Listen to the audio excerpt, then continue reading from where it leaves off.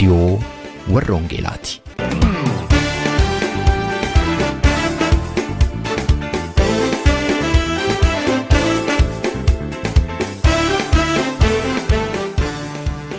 Reediyoon warra Wangeelaa tokkummaa waldooti Oromoo warra Wangeelaa Awurooppaatiin qophaa'e torbanitti si'a tokko guyyaa Sanbadduraa dhaggeeffattoota biyyootii gaanfa Afrikaaf naannoo isaatiif akka lakkoofsa sa'aatii Itoophiyaatti galgala sa'aatii 12 hamma sa'aatii 12:00tti dambalii gabaabaa kiilooheerzii 15,515 yookaanis meetir baandii 19 irratti dhaggeeffattoota kibbaaf giddugaleessa Awurooppaatiif immoo akka lakkoofsa sa'aatii giddugaleessa Awurooppaatti galgala sa'aatii 21 hamma sa'aatii 21:00tti dambalii giddugaleessaa kiilooheerzii 1,355 irratti kan isin qaqqabu Tamsaasa Wangeelaati. Kun reediyoo warra Wangeelaati.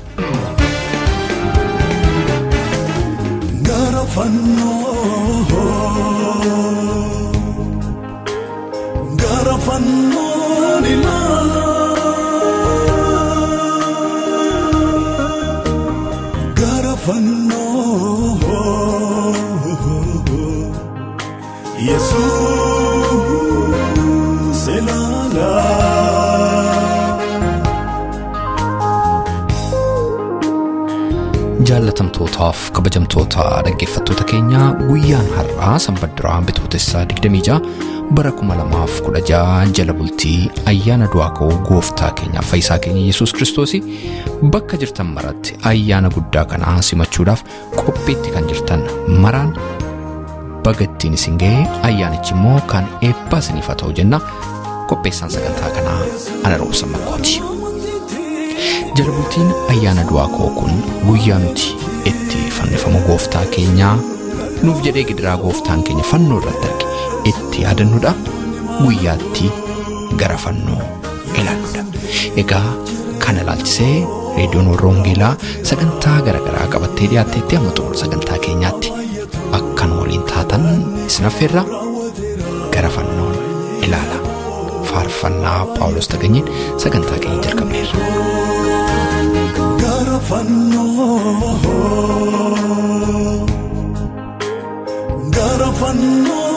ilaala.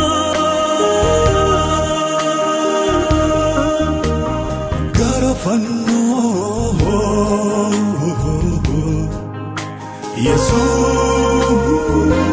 Yesuus ilaala.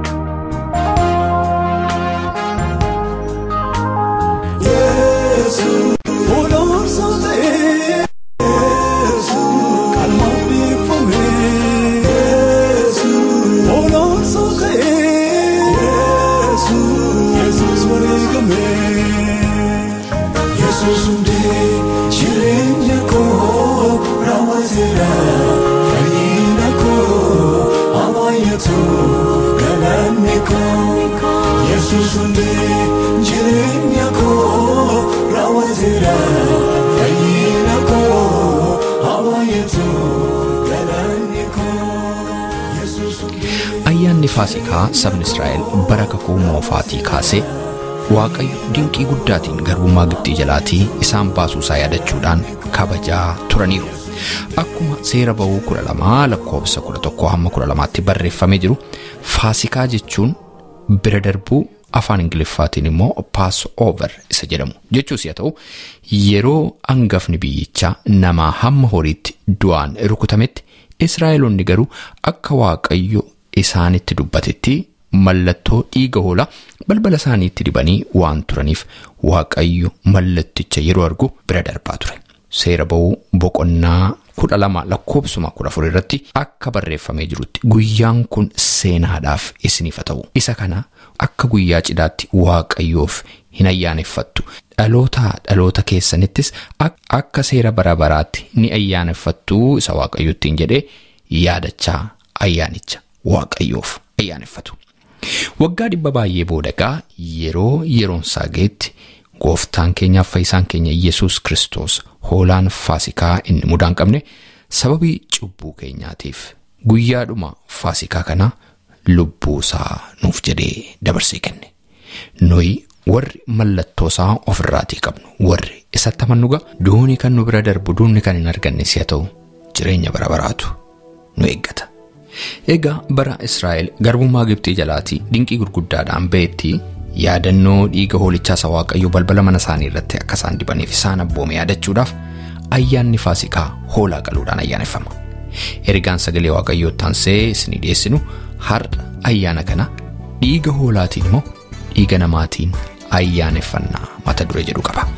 Barreeffamni kun ergaa haala sabni keenya irra keessatti argamu kan ilaallatu, jireenya keenya dhuunfaatti illee waan dubbatu qaba. Ergaa kana kan barreeffamaan nu erge obboleessa keenya Fiqaaduu Beenyaa Finfinnee irraati.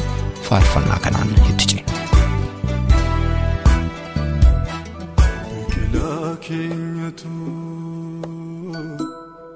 daraaratti arjee ijaan godhatiin hafee dinni mataadhee dhalataa keenyatu daraaratti arjee ijaan godhatiin hafee dinni mataadhee dhaabachuu dadhabee jabeetu hokkolaa joonjee raatee uumadaabee fadaa dhaabachuu dadhabee jabeetu hokkolaa joonjee raatee uumadaabee fadaa akkamiin jajjabaanna mogolee sunu laafee akkamiin jajjabaanna haadhatoo dhala malee hafee akkamiin jajjabaanna mogolee sunu laafee akkamiin jajjabaanna haadhatoo dhala malee hafee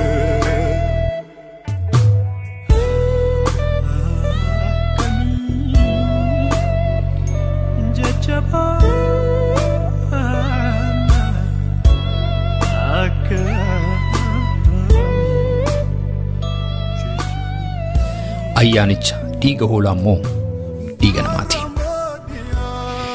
Sagalee Waaqayyoo Maatiyos boqonnaa 14 lakkoofsa 1-12 irratti akkana jedha. Yeroo sanatti Heroodis abbaan biyyaa oduu Yesuus Kiristoos dhaga'e. Hojjettoota isaatiin immoo kun Yohaannis cuuphaadha, isatu du'aatii kaafame. Kanaaf hojiin aangoo kun hundinuu isaan hojjetamaa jiru jedhe.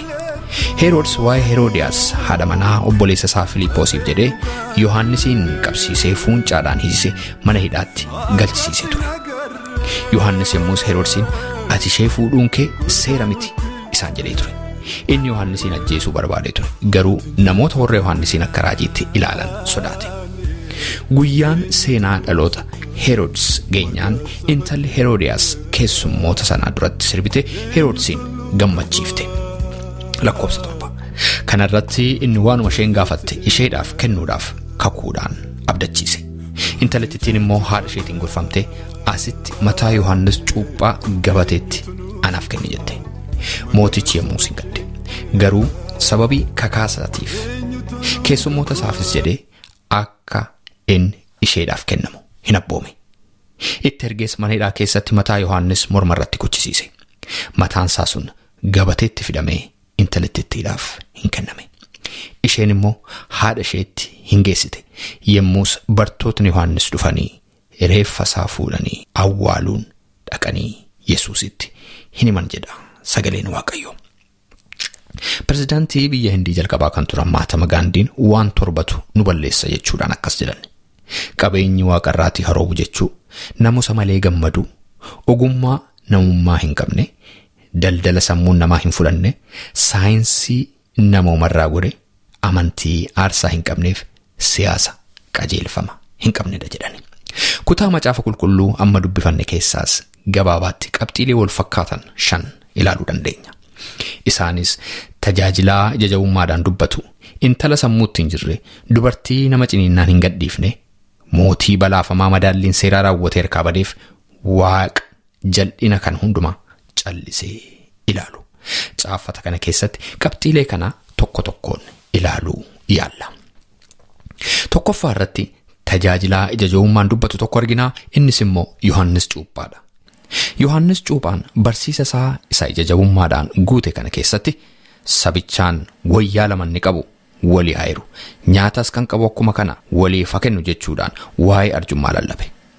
Warra qaraxxuudhaan immoo seeraan ala dabalata namarraatii hin fudhatinaa, loltootaan immoo haamaa namarratti hin hojjetinaa, eenyumaaniyyuu sobaan hin himatinaa, mindaan keessan isin ga'a jedheetu fuulaa fuulatti itti dubbate. Yohaannis qaraxxootaaf loltoota akkasumas saba warra kaanitti qofaatu hin ta'in mootii biyyichaallee atuun sodaatiin ifaa ifatti namatti dubbatu ture. Mootichaan gaa'illi kee ati Heroodiyaas waliin raawwatte sirrii miti ittiin jedhee sodaa tokko malee nama ijaa ijatti itti dubbate ture. Yohaannis Cuuphaan waa'ee haqaaf namusa gaarii hunda duratti lallabuudhaan hawaasicha keessaatii akka urjii dukkana keessaa ifee ba'uudhaan tajaajilaa mul'ate ture. Kana hunda yeroo godhu garuu kun akka inni gatiisa kaffalchiisu hin beekiin hafe miti. Kutaama kana keessatti waan guddaa gara biraan kan nu agarru immoo intala sammuutti hin jirre tokkodha. Intalli kun Solomee jedhamti. Sababa harmee ishee irraatii kan ka'e xiiqii qabachuudhaan hanga mormi Yohaannis Cuuphaa kutamee naa kennamutti boqonnaa hin argadhu jechuudhaan intalli Heroodiyaas Solomeen qabsoo ishee itti fufte. Gorsa harmee isheetii isa lubbuu namaa galaafachiisu diduuf yaalii tokkollee hin goone. Mootichaaf sirbitee horii gaafachuurra lubbuu gaafatte. Sirbitee nama gammachiisuurra nama boossisuu filatte. Du'aaf Yohaannis Cuuphaa gidduutti hiriqa ta'uudhaan addunyaa kanarraatii akka inni gaggeeffamu murteeffatte. Karoora ajjeechaa karaa Heroodiyaas karoorfame Taarsiimoo intala sammuutti hin jirre kanaan itti adeemuun akkasumas immoo murtoo dhumaa mootichi kennuun Yohaannis Cuuphaa ajjeesuudhaaf ciminaan irratti hojjetan. Egaa dalagaa suukanneessaa raawwachuuf ka'an kana keessatti guddaatti kan miidhamu isa du'aan gaggeeffamu kana duwwaa osoo hin taane hawaasichadha. Sababiinsaa kana booda akka namaatti akka Yohaannis Cuuphaa kanaa kan ija jabummaadhaan dhimma hawaasummaa, kan hafuuraaf, kan siyaasaa, kan mirga dhala namaaf kan hundumaa walitti qabee ija jabummaadhaan dubbatu waan hin jirreefi. Kanaafidha gooftaan keenya Yesuus Kiristoos waa'ee Yohaannis Cuuphaa Maatiyos boqonnaa 11 lakkoofsa 11 irratti yeroo dubbatu dubartii irraatii kan dhalate kan akka Yohaannis Cuuphaa hin kaana jedhee kan inni dhugaa ba'eef. Sadarkaa sadaffaa irratti kan nu agarru kutaa kana keessatti dubartii nama ciniinnaan nama hin gadhiisne tokkodha. Heroodiyaas safuu hawaasaa irraatii karaa faallaa ta'een eessuma ishee Heroodis mooticha waliin gaa'ela dhaabbachuun aadaaf dhudha uummatichaarraa ejjechaa gammachuu qabaachuudhaaf yaaliin isheen goote sirrii akka hin taane sodaa tokko malee yeroo isheetti dubbatu badii dalagde kanarraatii deebi'urra haaloo irratti qabachuudhaan hidhattee kaate. Akkuma kanaan Yohaannis Cuuphaan yeroo inni kana lafee balaaleffatu balleessaan koo maaf natti himama jechuudhaan nama qajeelaa kanarratti murtoo fudhattee akka inni haala suukanneessaa ta'een ajjeefamu goote. Sagalee lafa onaatti iyyu jedhamee kan dubbatame Yohaannis Cuuphaan mana hidhaa keessatti karaatti kuttee hambifte. Sagaleen lafa onaatti iyyu jedhamee himameef kun taayitaa siyaasaa qabaachuudhaaf geeraraa kan dhufetu hin taane gooftaaf karaa qopheessuudhaaf ture. Sagalee kana afaan qabsiisuudhaan nagaan jiraachuuf yoo yaalan iyyuu inni amma immoo lafa onaa keessaa dhufaa jiru Yesuus Yohaannis Cuuphaarra hin caala. Garuu jarri kana hin beekne turan. Sadarkaa afuraffaa irratti kutaa kana keessatti kan nu ilaallu mootii balaafamaa tokko argina. Mootii balaafamaan kunis Heroodis jedhama. Mootii balaafamaan kun murtoo haqaa laachuur intala sirbitee isa bohaarsite gammachiisuudhaaf jecha guyyaa ayyaana dhaloota isaatii hoolaa qalee kabajachuurra mormi Yohaannis Cuuphaa akka kutamuuf murtoo dabarse. Waaqaaf dhala namaa biratti fudhatama kan hin qabne murtoo baay'ee suukanneessaa ta'e irratti fudhate. Maatiin kun murtoo akka kanaa kana yoo fudhatan iyyuu yeroo dheeraadhaaf tasgabbiidhaan taa'uu hin dandeenye. Heroodis inni biyya bulchu kun waa'ee Yesuus Kiristoos dhaga'uudhaan Lukaas 1 irratti tarii Yohaannis Cuuphaa isaan morma isaa kuchisiisutu ka'e laataa jechuudhaan yaaddoo keessa lixe. Akka karoora isaa jalqabaatti Yohaannis Cuuphaa lafarraatii gaggeessannaan waan isaan yaaddessu tokkollee akka hin jirretti yaadanii turani. Kun garuu hin taane. Isa kaanis ajjeesuuf tarii yaadaniiru laata? Kanumaaf iyyuu warri Fariisotaa tokko gara gooftaa dhufanii biyya kana keessaatii deeme Heroodis si ajjeesuu barbaadaattiin jennaan Lukaas 13:32 irratti Yesuus Kiristoos yeroo deebii kennu dhaqaatii wangoo sanaan har'aaf bor hafuurota hamaa nan baasaa dhukkubsattootas nan fayyisaa ittiin jedhaatii itti himaa jedhe. Maaliif gooftaan Heroodisiin wangoo ittiin jedhe laata? Dhiiga tolootaa adamsee waan dhuguu mi'eeffateef ta'innaa laata? Eeyyee dhiiga tolootaa warri dhangalaasan maqaan isaanii Waaqayyo biratti wangoo jedhama. Maatii gara laafina hin qabneef maqaan kenname wangoodha. Ayyaana isaa dhiiga hoolaatiin utuu hin taane dhiiga namaatiin warra kabajaniif maqaan Waaqayyo ittiin isaan waamu ammayyuu wangoodha. Yoo nama biratti jeneraala ta'e Waaqayyo biratti garuu wangoodha. Yoo nama biratti muummicha ministeeraa jedhame iyyuu Waaqayyo biratti immoo maqaan isaa wangoodha. Egaa wangoo kanatu waa'ee gooftaa Yesuus Kiristoos dhaga'ee kun Yohaannis Cuuphaa isaan morma isaa kuchisiisetu du'aa ka'eera jedhe. Waa'een Yesuus Kiristoos caalaatti dhaga'amaa dhufeera. Lafa onaatii hanga magaalaatti, hiyyeessa biraa hanga sooressaatti, uummatarraatii hanga warra abbaa taayitaatti, guyyaa lafoorraatii hanga guyyaa ayyaanaatti beekamuudhaan duumessa du'aa sabarraa kaasaa jira. Mandarri warra hamootaatti foolii du'aatu dhufaa jira. Kanaaf mootichis kun waan biraa miti Yohaannis isaan morma isaa kuchisiisetu ka'eera jechaa jira. Galaana Galiilaarraatii inni jalqabe hojiin waaqummaa Yesuus Kiristoos hanga kiiloomeetira 120tti bal'ifachuudhaan saffisaa jira. Kanarraa kan ka'e naannaa hafuurota hamaatti jeequmsi uumamaa jira. Iddoo adda addaatti hammacamuuf sodaatu duumessaa'eera. Manneen hafuurota hamaa, mandarri hamootaa, galmi jal'ootaaf kan kana fakkaatan hammacamaa jiru. Kan isaan sodaatan kunis isaanirra akka lolaa galgalaa isaanirra galagaluun isaan oolu. Sababiinsa maqaan isaa beekameera waan ta'eef mana mootiitti otoo hin ta'in lafa onaarra. Affeerraadhaan warra fandalali'an bira otoo hin ta'in warra gataman biraa jalqabeera. Iddoo hin yaadamneef dagatamaa ta'e hojii jalqabeera Yesuus. Kanaaf uummati hedduun magaalaa dhiisee gara lafa onaatti gara Yesuusitti fiigaa jira. Shanaffaa irratti Waaqa kan hundumaa callisee ilaalu argina. Ajjechaan suukanneessaan akkasii kun yommuu Yohaannis Cuuphaa irratti raawwatamu Waaqayyo cal jedhee ilaaluun dhugumaan nama dhiba. Namoota kadhannaa Elsaabeexiif Zakkaariyaasiin yeroo hedduu booda kan argame. Namni gooftaan Yesuus Kiristoos nama akkasii lafaa dhalatee hin jiru jechuudhaan dhugaa ba'eef. Solomeen sirbaan, mootichi immoo murtoo jal'inaatiin yeroo isaan morma isaanii kuchisiisan dhugumaan nama gaddisiisa. Kadhannaa Maanuheetiif haadha manaa isaatiin kan argame Siimsoon shira Daliilaatiin lafarraatii gaggeeffame. Garaagarummaan isaa Daliilaan jaalala sobaatiin yommuu kana gootu kan Yohaannis Cuuphaa immoo jibbaan ta'uusaati.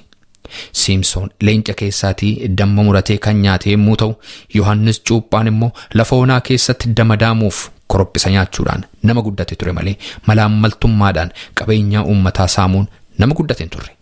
Isaan kun lamaan kadhata cimaadhaan namoota argaman turan.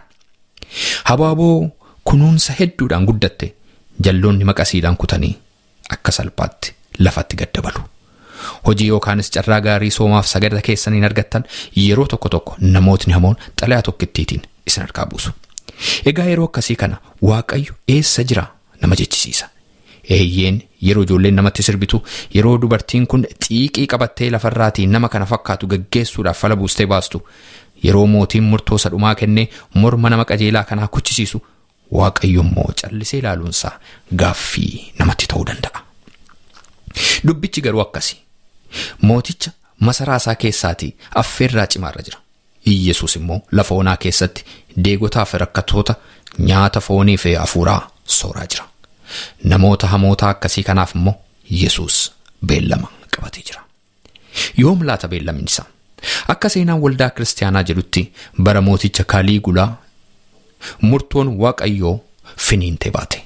Mootiin kun qabeenyaa Heroodsiif Heroodiyaas saamsisee gara mana hidhaa umrii guutuu biyya Faransaay mandaraa Liyoon jedhamtutti ergeetu isaan hiisise. Achi gara mana hidhaa Seephan jirtutti geeffamanii achi keessatti du'uu isaanii seenaan waldaa kiristaanaa ragaa ba'a. Intalli isheen sirbitee morma Yohaannis Cuuphaa kuchisiifte immoo cabbii kuufamee taa'urra otuu adeemtu cabbiin kun jalaatii cabee hanga morma ishee qofaata hafutti keessa dhidhimte otuu namni ishee hin argiin achitti akka isheen duute ammas barreeffamee jira. Isheen morma Yohaannis Cuuphaa irraatii kuchisiiste, Waaqayyo immoo morma ishee qofaa hambiseetu fayyaatti cabbii keessa ishee awwaale. Herrega ishee mormaan shallagee deebiseef. Yeroo tokko tokko heentura hin bubbula malee Waaqayyo gatii hin deebisa. Inni har'a callisee taa'u fakkaatu yeroo itti deebi'ee ga'aa ta'e ilaatu dhugumaan qaba. Namni kiristaanota ari'ataa tureef ajjeesaa ture maqaan isaa Goolchaar jedhamu tokko yeroo inni duusaatii ga'ee siree isaa irratti duurra ciisee wayita ciniinfatutti akkas jedhe. An dhala namaaf Waaqayyoo irratti hammeenya cimaa hojjedheera. Kanaafuu Si'ool afaan ishee banattee na liqimsuudhaaf yoo na eeggatte kun nama dinqisiisu jedheetu dubbate jedhama. Akkuma kana Heroodsiif maatiinsaa akkasumas Nabooteedhaaf du'a kan gaggeessite Elizabeel atuu dheekkamsi Waaqayyoo kun yeroo isaatti finiinee isaan irratti dhufuusaa gara firdii bara baraatti akka isaan gaggeessu beeku ta'anii hammeenya suukanneessa akkasii kana hin raawwatan turani. Walumaa galatti Yohaannis Cuuphaan gama hafuuraatiin qalbii jijjiirrannaa, gama hawaasummaatiin ho'a waliif qabaachuu, gara siyaasaatiin immoo humna qaba jedhanii mirga namaa sarbuun sirrii akka hin taane nama jabeessee dubbate ture. Mirga namummaa laalchisee giddisiiftee horii nama tokko irraatii illee hin fudhatiin jechuudhaan Luqaas 3:14 irratti yeroo dubbatu isa har'a afaan Ingiliffaatiin individual rights jennu dubbachuusaati. Sobaan nama rakkisinaa jedhee yeroo dubbatu immoo group rights isa jennu lallabuusaati. Sabni hundinuu fayyisuu Waaqayyoo akka argatuuf dachaaf tulluun karaa jajal'aan wal caalus haa sirreeffamu jedhee yeroo dubbatu foonnis ta'e hafuuraan waan namaa fayyadu maraaf hundumtuu carraa yookaanis aksas qabaachuun gaarii akka ta'eef barbaachisaa akka ta'e the third generation human rights jennu lallabuusaati. Kunis kunuunsa fayyaa mana barumsaa naannaatti waan argamutti fayyadamuuf kana kan fakkaatan hammachuu danda'a. Inni Yohaannis duubaan dhufu Yesuus immoo oobdii isaa keessaa midhaan kan ittiin qulleessu hafarsaa of harkaatii qaba. Midhaan qulleessameefis gombisaa isaatti gassaa hin sassaaba jedheetu Luqaas 3:17 irratti dubbate. Gombisaan kun mootummaa Waaqayyooti. Iddoo nagaa guutuun jirudha.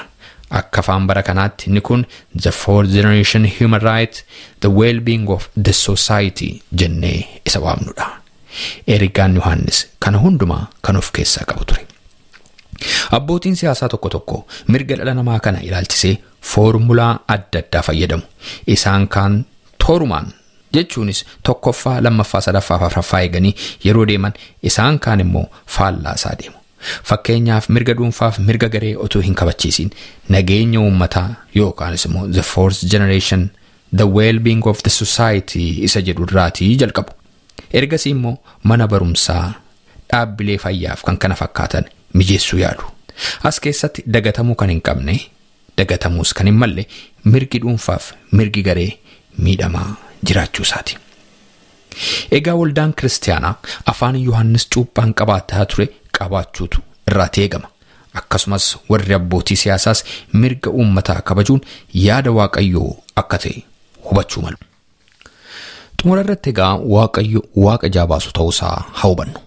Ayyaanota keenya dhiiga hoolaatiin malee dhiiga namaatiin kabajuu hadiisnu. Dhiiga namaa dhangalaasuun gatii guddaa akka inni nama baasisu sirriitti beekuu qabna.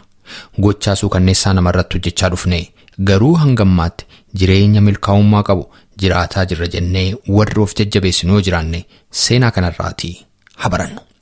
Sababiinsaa gochaasuu kanneessaa nuyi hojjennuun namoota du'an lafarraatii gaggeessine malee Yesuus teessoo isaarra isa jiraatu teessoo isaarraa gaggeessine miti.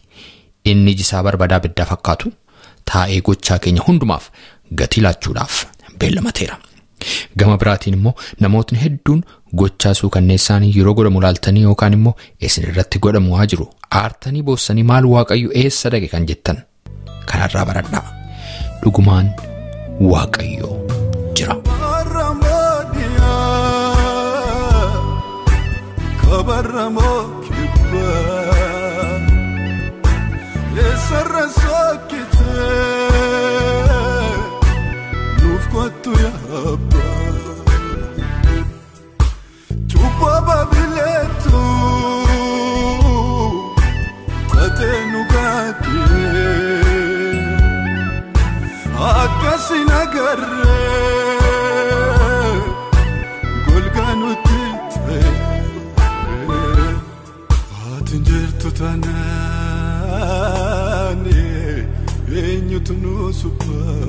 Mada sabakenya enyu talukaba nuto jamnetenya atinjertu tanani enyu tunusuka mada sabakenya enyu talukaba nuto jamnetenya no mare bekatisiake no mare wala siake no mare udatisiake no mare tenatisiake no mare abotasiake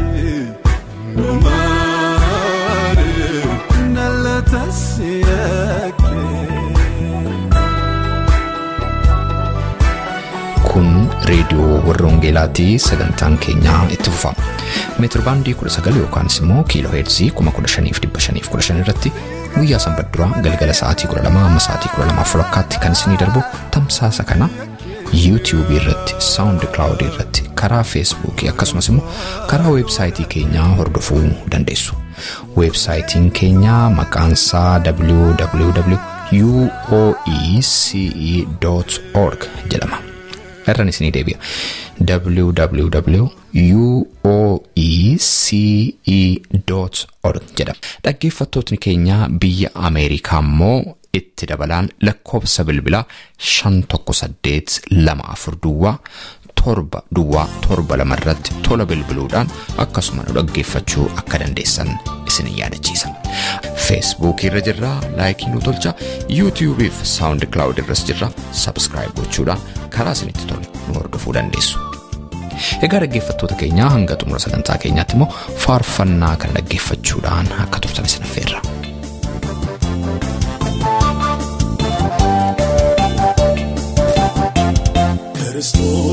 Kristos warra du'an keessaa erga kaafame deebi'ees akka hin duune si'acheesse duunni oftummaarraan qabu beekna al tokkicha du'e hinduu lammataa bara hundaa jiraata yemmuu du'aa ga'e.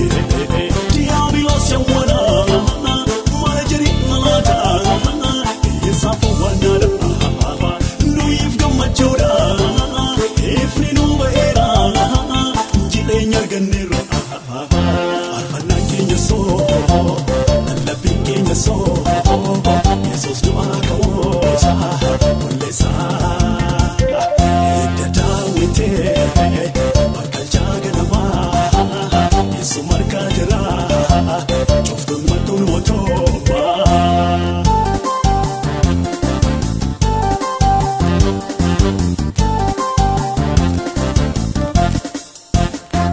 wakaraga duwe anora tonwe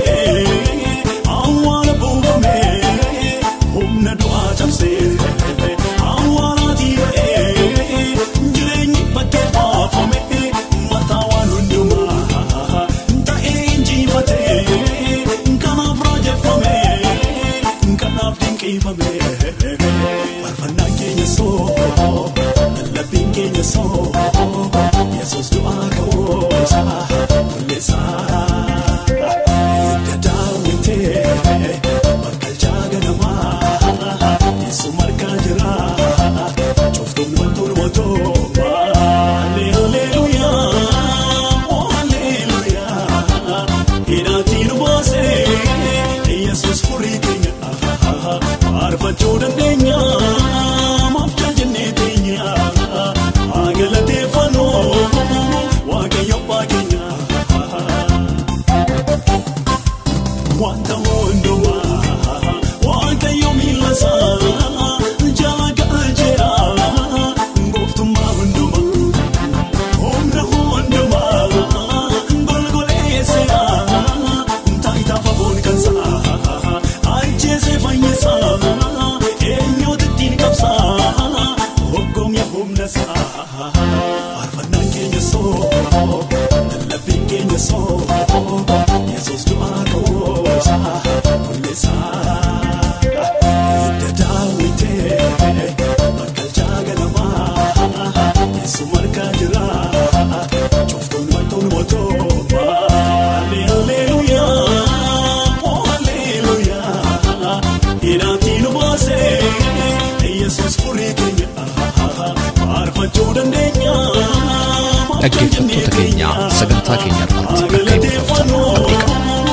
Waa'ee sagantaa keenya gaaffii yookaan yaada yoo qabaattan karaa teessoo xalayaa keenya rww@tevelingsvine13 Oslo Norway jedhaatiin nu barreessaa yookaanis karaa iimeela keenya raadiyoo warra wangeelaa @gmail.com jechuudhaan nu qunnamaa.